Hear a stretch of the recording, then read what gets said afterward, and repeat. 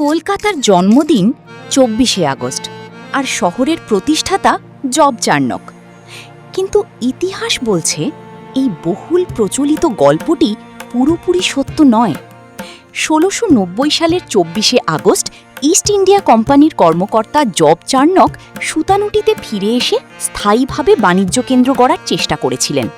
কিন্তু তিনি আসার বহু আগে থেকেই এখানে ছিল জনবসতি, ব্যবসা এবং সামাজিক জীবন।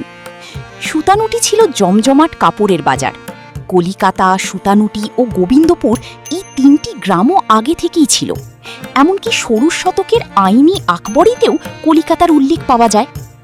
তাহলে ২৪শে আগস্টকে জন্মদিন বলা হলো কেন? ব্রিটিশ আমলের ইতিহাস চর্চায় চার্নকের সুতানুটিতে আসার দিনটিকেই কলকাতার শুরুর দিন হিসেবে জনপ্রিয় করা হয়েছিল। কিন্তু তিনি কোনো নতুন শহর তৈরি করতে আসেননি। তার উদ্দেশ্য ছিল কোম্পানির জন্য নিরাপদ বাণিজ্য কেন্দ্র খোঁজা।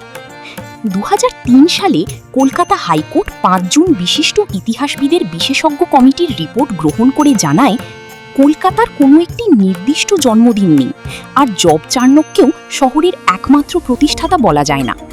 কারণ কলকাতা কোনো এক ব্যক্তির হাতে একদিনে তৈরি হয়নি।